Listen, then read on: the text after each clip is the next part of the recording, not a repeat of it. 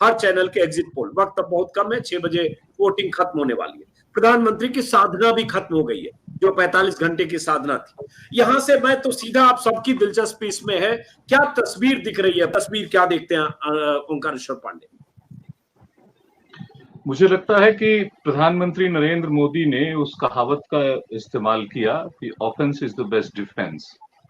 उनको अपने बचाव के लिए सबसे अच्छा यही लगा कि हमले करते रहो और तरह तरह के हमले करो, तरह तरह की बातें करो, कभी मंगलसूत्र करो, कभी भैंस चुरा ले जाएंगे, लोगों को डराओ, मतलब ऐसी ऐसी बातें करना जिसकी कल्पना नहीं की जा सकती है। भारतीय राजनीति के इतिहास में सभी वरिष्ठ पत्रकार लोग बैठे हुए हैं, किसी भी प्रधानमंत्री के मुंह से इस तरह की भाषा पहले कभी नहीं सुनने को मिली थी। उन्होंने अपने गारंटी जो उन्होंने दिया है उस पर बात ही नहीं की कभी। आज भी किसी को याद नहीं होगा कि उस 60-70 पेज के उनकी मोदी की गारंटी में पहली बार भारतीय जनता पार्टी ने अपने घोषणा पत्र को मोदी की गारंटी का नाम दिया, और उस गारंटी में भी ऐसी कोई बात नहीं थी जिसकी वो चर्चा करते, अपनी किसी उपलब्धि की वो चर्चा कर पाते।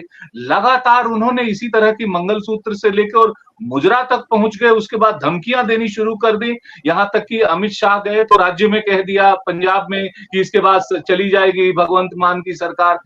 मुझे लगता है कि वो एकदम से बौखलाहट हार की, या उनको दिखाई दे रहा था कि मेरे पांव के नीचे से, क्योंकि एजेंसियां तो उनके पास हैं, खबरें उनको सारी चारों तरफ से मिल रही हैं, वो चाहे जितनी छुपाने की कोशिश करें, उनको मालूम है कि बारिश कितनी ज्यादा और तेज बारिश हो रही है। तो इस बौखलाहट में उन्होंने इन सब चीजों का इस्तेमाल किया और मुझे लगता उसमें भी सफल नहीं हुए। उसमें भी कमाल है कि सफल नहीं हुए।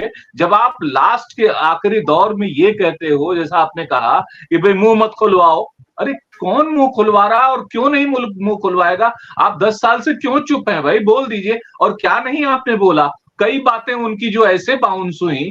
एक दिन उन्होंने कहा टेम्पो भर भर के आ रहा है और दिया जा रहा है, जब अगले उसी समय उनके बयान के घंटे भर के अंदर जब सभी लोग पेल पड़े कि भाई आप प्रधानमंत्री हैं, आप अगर कह रहे हैं तो आपके कहने का मतलब ये सूचना है, सूचना है तो उस पर एक्शन होना चाहिए। एकदम से उनको लगा कि मेरे मुंह से कुछ गलत निकल गया, सन्नाटा छा गया। उसके बाद ना तो उन्होंने जिक्र किया दोबारा, ना किसी भारतीय जनता पार्टी के लोगों ने जिक्र किया। मैं जो देखता हूं पिछले 2 महीने में जो कुछ भी हुआ है वह उनकी हताशा का परिचायक है। रिजल्ट चाहे जो आए, मशीनें अभी भी उनके हाथ में है, मशीनें क्या कर लेंगी, क्योंकि 2 चरण के मतदान के बाद 1,60,00,000 के आसपास जो वोट पर वो बढ़ा है, वोटिंग बढ़ा है, इसका हिसाब किताब सरकार को आज नहीं तो कल चुनाव आयोग को देना पड़ेगा। ये कहां से आ गए, कैसे इतना बढ़ गया? नहीं, तो कहीं ना कहीं चुनाव आयोग को क्यों, कौन देगा? चुनाव आयोग की जिम्मेदारी है। तो चुनाव आयोग के जानबूझ अगर ये हुआ है, चुनाव आयोग को ही देना पड़ेगा। मैं वही कह रहा हूं कि चुनाव आयोग को ही उसका जवाब देना पड़ेगा। और कहीं ना कहीं उसके तार, जब प्रधानमंत्री ने नियुक्ति की प्रक्रिया अपने हाथ में ले ली कि भाई चुनाव आयुक्तों का निर्णय हम करेंगे, तो ये दोनों की सामूहिक जिम्मेवारी बन जाती है कि आपकी सरकार के तहत चुनाव आयोग काम कर रहा था और चुनाव आयोग ने ये जो आंकड़े छुपाए, ये क्यों छुपाए? वैसे ही एसबीआई घोटाले में जैसे छुपा रहे थे कि साहब मत पूछिए हमसे, हम नहीं बता सकते। फिर अरे कितनी दफा वो बात आई और आखिरकार उनको बताना पड़ा, तब पता चला कि इलेक्टोरल बॉन्ड में क्या था। इसी तरह से आप देखेंगे कि इन्होंने अपने कोई भी वादे पूरे नहीं किए। बार बार रिपीट करने के बावजूद याद करना पड़ेगा, जब ओवरऑल बात करते हैं, ना 2 करोड़ की बात, ना महंगाई कम करने की बात, ना किसानों का आय दोगुनी करने की बात, जिस तरह से जो मेजर बातें थे, रुपया का अवमूल्यन की बात करते थे, वो भी आप देख लें।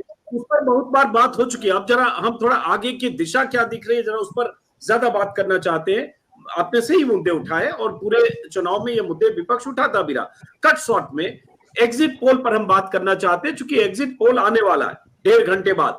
मैंने पहले भी भूमिका में कहा, कई बार एग्जिट पोल सही साबित हुए, कई बार गलत हुए, लेकिन कुछ एजेंसियां जिनके एग्जिट पोल करीब करीब सही साबित होने की दिशा में गए, जिसमें एक्सिस माई इंडिया भी, हालांकि उनका गलत भी हुआ।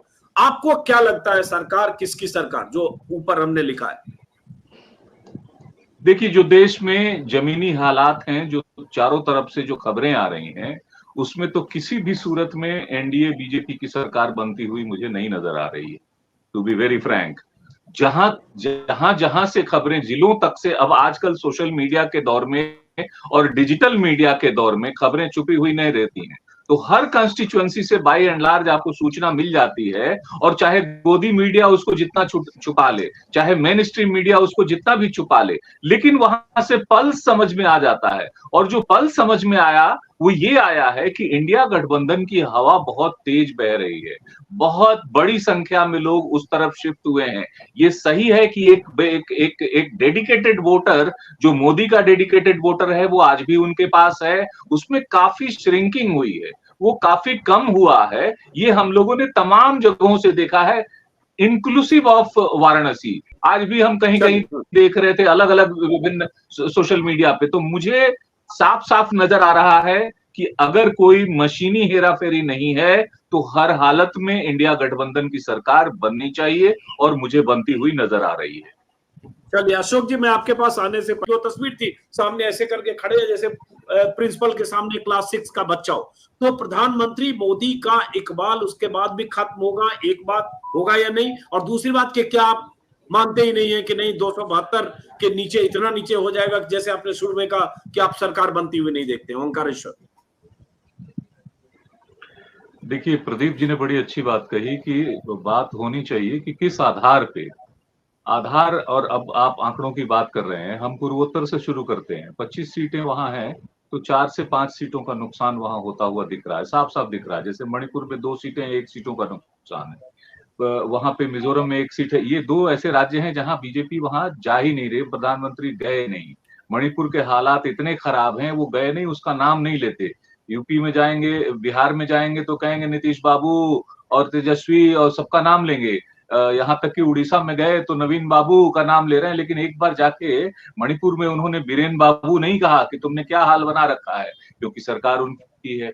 वहां से शुरू करेंगे। असम में जो पिछली बार सीटें इन्होंने जीती थी 14 में से 11 लगभग, वो कई सीटें बहुत थिन मार्जिन वाली थी, और वहां हालात बदले हैं। जब हालात बदले हैं तो 3 से 4 सीटों का वहां नुकसान हो जाएगा।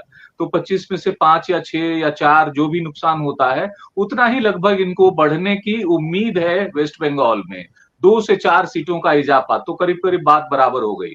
अब आइए बिहार में। बिहार में आप देखते हैं कि कम से कम 8 से 9 सीटों का नुकसान हो रहा है, दोनों मिला के, एनडीए और इसमें जेडीयू और बीजेपी दोनों मिला के। तो वहां 9 सीटों का करीब करीब नुकसान है, उससे ज्यादा हो सकता है। मैं एक बहुत कंजर्वेटिव फिगर लेके चलूं, 4 से 5 सीटें झारखंड में कम हो रही हैं, तो करीबन 15 सीटें तो वहीं कम हो गई। अब आपकी यूपी में कितनी कम हो रही है? क्या कम से कम 8-10 सीटें भी कम नहीं हो रही हैं? 15 सीटें कम हो रही, 10 सीटें भी मान लें तो वहां के 15 और 10 25 तो यही हो गई। फिर आपकी राजस्थान में कम हो रही हैं, फिर आपके कर्नाटका में 25 थी पहले से ऑलरेडी, तो वहां कम से कम 10 सीटें। इस महाराष्ट्र में जितनी अभी अशोक जी बता चुके कि वो कितनी सीटें कम हो रही हैं, वहां कम हो रही हैं। 2-3 सीटें आपकी कम से कम गुजरात में भी गड़बड़ होती हुई नजर आ रही है। पांडे जी एक मिनट, मैंने तो कहा महाराष्ट्र में सिंगल डिजिट पे। आंबेडकर जी कह रहे हैं आधे आधे, आधे में भी 20 कम है। आप आंबेडकर जी का भी ले लो तो भी आधे में 20 कम है। आप काउंट करते हैं टोटल, आप हरियाणा आप साफ साफ देख रहे हैं कि वहां क्या हालात हैं। वहां पे लगभग सफाया हरियाणा में है।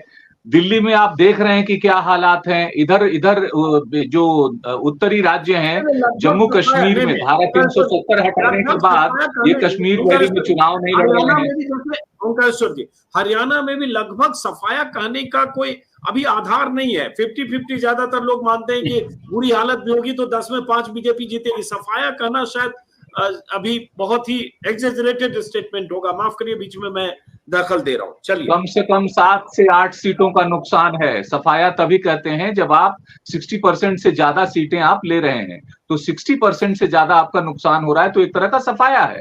तो ये 8 सीटें कम से कम वहां नुकसान हो रही हैं। इसी तरह से आप इधर नॉर्दर्न स्टेट्स में आप देखेंगे, पंजाब में, चंडीगढ़ में, जम्मू एंड कश्मीर में, इन सब चीजों को मिला के आप देखें, दिल्ली में, तो आप टोटल सीटें अगर काउंट करते हैं तो ये कम से कम 70 सीटों से कम नहीं होती हैं। तो 70 सीटें 303 में से कम होंगी तो आप पहले कहां पहुंच गए? 230 235 के आसपास पहुंचेंगे। मान लीजिए 240 भी पहुंचे तो इन 40 के बाद 30 सीटों को आपकी भरपाई करनी, इसमें वो सीटें शामिल हैं और उधर का जो है कॉम्पेंसेशन आपको साउथ का जो आप कह रहे हैं आंध्रा में कुछ आ जाएगा, ये सब हम शामिल करके बता रहे हैं 60-70 सीटें। और इसमें जो एनडीए की जो महत्वपूर्ण एक बिहार की सीट है जो शामिल है, मान लीजिए 8 से 10 सीट भी लेके आते हैं नीतीश कुमार, तो वो आपकी बहुत एज पे है कि वो कब भाग जाए। वो आप उसको जोड़ के मत चलिए, उसको माइनस करके आपको देखना पड़ेगा, क्योंकि नीतीश कुमार कब पलटी मारेंगे, दूसरी बात चंद्रबाबू नायडू कब पलटी मारेंगे, ये भरोसा नहीं है। आपका एक जो सहज एलआई उड़ीसा में था, जो एक फोन कॉल पे आपके साथ हमेशा आ जाने वाला था, एनडीए के साथ वो हमेशा जुड़े रहे, वो थे नवीन बाबू। नवीन पटनायक को इस बार आपने जितना दुखी किया है, पर्सनल अटैक उनपे किए हैं, उससे नवीन बाबू तो मुझे नहीं लगता कि इतनी आसानी से एक फोन कॉल पर आ जाएंगे। तो जो हालात है, आपने जिनको जोड़ा था वो आपसे ठीक से जुड़ नहीं पाए, और जिनको आपने तोड़ा था वो इस तरह से खड़े हो गए। चाहे महाराष्ट्र में आपने शिवसेना को तोड़ा, वो आपके खिलाफ जबरदस्त खड़े हो गए। आपने बाकी जगहों पर भी जिसको तोड़ा वो आपके खिलाफ बहुत जबरदस्त तरीके से खड़े हो गए। आपने आम आदमी पार्टी को कांग्रेस के साथ मिला दिया है, इसका लाभ कई राज्यों में मिल रहा है, सिर्फ दिल्ली नहीं, कई राज्यों में। अच्छा, दूसरा यह है कि आपके साथ जो लोग जुड़े हैं, जैसे जेडीयू जुड़ा है बीजेपी के साथ बिहार में, उनके कार्यकर्ताओं में उतना जुड़ाव नहीं हुआ है। दूसरी तरफ आप देखेंगे कि कांग्रेस हो, समाजवादी पार्टी हो, कांग्रेस हो, आम आदमी पार्टी हो, एक दूसरे से घुल मिल गए हैं कार्यकर्ता के स्तर पर, तो इसका तो फर्क पड़ेगा ना। ये सारी चीजें ऐसी हैं जो दिखाई दे रही हैं कि नहीं साहब, आप कितनी भी कोशिश कर लें, आपकी सीटें नहीं आ रही हैं उतनी। चलिए ठीक है, तो आपका भी वैसे ही आकलन है 230-40 के आसपास ओंकारेश्वर जी, मोटे तौर पर यही कह रहे हैं आप? जी, लेसर देन दैट। अच्छा, मान लीजिए काउंटर सवाल फिर है कि अगर मान लीजिए ऐसा नहीं हुआ, तो जैसे अपोजिशन पर आरोप लगता है कि उसके बाद ईवीएम करने लगेंगे, मशीनी गड़बड़ी करने लगेंगे, कुछ और कॉन्स्पिरेसी थ्योरी करने लगेंगे, अगर ये नहीं हुआ तो 4 जून को अगर नतीजे इससे अलग आए तो? कांग्रेस पार्टी के वरिष्ठ नेता हैं जयराम रमेश, अभी उनका ट्वीट थोड़ी देर पहले आया, अभी हमारी नजर पड़ गई। उन्होंने ये कहा है कि अमित शाह जी देश भर के डीएम्स को सीधा फोन कर रहे हैं वोटिंग से पहले, और करीब 150 डीएम्स को वो फोन कर चुके हैं। ये ऑन रिकॉर्ड वो कह रहे हैं। इसको सरकार को झुठलाना चाहिए, क्या ये सच है या गलत है? क्या डीएम को फोन करके मैनेजमेंट के लिए कहा जा रहा है? दूसरी बात, जो बात चुनाव से, मतगणना से पहले सुप्रीम कोर्ट में जा चुकी है, वह है वोटों के परसेंटेज जो काउंटिंग में बढ़ने का। कि कैसे आप 6 से 7%, 8%, 9% और कहीं कहीं 10% तक बढ़ा हुआ ये वोट कहां से आए? तो आप बाद में रोना पीटने की बात नहीं हो रही है, यहां तो पहले ही दिखाई दे रहा है कि ये हुआ है, और ये पूरी दुनिया की निगाह में दिखाई दे रहा है। कोई एक पार्टी का झूठा आरोप हो ऐसा नहीं है।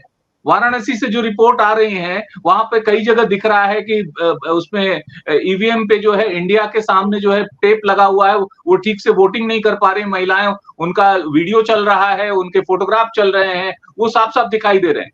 तो छोटी छोटी चीजें फिर भी छोड़ देते हैं, लेकिन जो मेजर चीजें, बड़ी बड़ी चीजें नजर आ रही हैं, वो वोट काउंटिंग के बाद का रोना नहीं है। ये दिखाई दे रहा है कि मैनेजमेंट करने की कोशिश की जा रही है।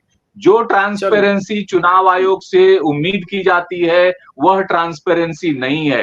डिजिटल दुनिया के, डिजिटल इंडिया के एज में आप 10-10 दिन बाद आंकड़े दे रहे हैं, ये कहीं से ट्रांसपेरेंसी नहीं है। इसीलिए लोगों को आशंका हो रही है कि कहीं कोई मशीनी हेरफेर तो नहीं किया जा रहा है। ठीक है, चलिए अब एक बार प्रदीप श्रीवास्तव, 10 सेकंड, सिर्फ 10 सेकंड। संबित पात्रा बीजेपी के बहुत जाने माने प्रवक्ता हैं। उनके चुनाव में, उनके मतदान में 2 घंटे तक वहां ईवीएम खराब रहे। अब लोगों को लग रहा है कि ईवीएम में भी गड़बड़ी होती है। कैसे खराब हो गए भाई? आजकल जीरो इफेक्ट, जीरो डिफेक्ट का जो है उस एज में इंजीनियरिंग है। 90 करोड़ 100 करोड़ बल्ब निकलते हैं तो उसमें से इक्का दुक्का फ्यूज निकलते हैं। जीरो डिफेक्ट के एज में हैं हम। ईवीएम को कैसे आप कह रहे हैं 2-2 घंटे खराब है? और कई जगह खराब निकल रहा है। संबित पात्रा सबसे बड़े एग्जाम्पल है। दूसरों की बात छोड़ दीजिए, आगे बोले आप।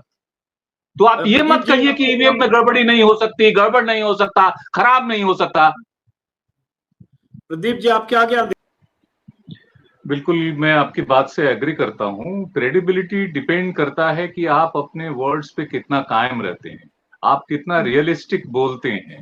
थोड़ा बहुत 10-5% जो है वो तो पत्रकारिता में भी एरर हो जाता है, लेकिन आप एकदम से कहें 400 पार, फिर ये कहें कि नहीं नहीं हम तो 350 पार आ रहे हैं, तो जो जनता है ना, वो जनता आजकल इतनी बेवकूफ नहीं, वो समझ जाती है कि आप कितना मतलब दूर की फेंक रहे हैं और कितना रियलिस्टिक बोल रहे हैं। इंडिया अलायंस के सारे लीडर्स ने मिलके कलेक्टिव रूप से एक बैठक की आज, और उस बैठक के बाद एक फिगर दिया है। इसमें उन सबकी प्रतिष्ठा इस पे जुड़ी हुई है, क्योंकि 3 दिन बाद इस फिगर का टेस्ट हो जाएगा ना कि क्या ये 400 पार का नारा था, आपका भी 295 आप फिगर दे रहे हैं, या आपने रियलिस्टिक कैलकुलेशन किया। जैसे हमारे पहले के साथी बता रहे थे कि हर जगह से लोग अपना अपना एक पर्चा लेके आए थे कि हमारे राज्य में कितनी सीटें मिल सकती हैं, कौन कौन सी सीटें मिल सकती हैं। तो मैं एक बार दर्शकों के लिए वो आंकड़े पढ़ देना चाहता हूं जो अभी इस समय चल रहा है। 295 का इन्होंने टोटल फिगर जो है वो दिया है इंडिया अलायंस ने, किसी भी मीडिया संगठन ने नहीं दिया है, किसी और ने नहीं कहा है, इसलिए इसकी क्रेडिबिलिटी की जांच 4 को होगी। ये इंडिया अलायंस ने फिगर दिया है 295। स्टेट वाइज जो उन्होंने कहा है, उत्तर प्रदेश में वो 40 सीटें दे रहे हैं, कर्नाटका में 15-16, राजस्थान में 7, महाराष्ट्र में 24, बिहार में 22, तमिलनाडु पुडुचेरी मिला के 40, केरला में 20, बंगाल में 24, पंजाब में 13, चंडीगढ़ में 1, दिल्ली में 4 सिर्फ सीटें उन्होंने इंडिया अलायंस को दी है, छत्तीसगढ़ में 5, झारखंड में 10, मध्य प्रदेश में 7 और हरियाणा में 7 सीटें इन्होंने क्लेम की हैं कि ये इंडिया अलायंस को सीटें आ रही हैं। अब इसमें कितना सच होता है, कितना झूठ होता है, लेकिन मुझे ऐसा लगता है कि इसमें से ज्यादातर जो चीजें हैं वो पॉजिटिव नजर आ रही हैं कि वो रियलिस्ट उसके काफी करीब हैं, ऐसा लगता है मुझे।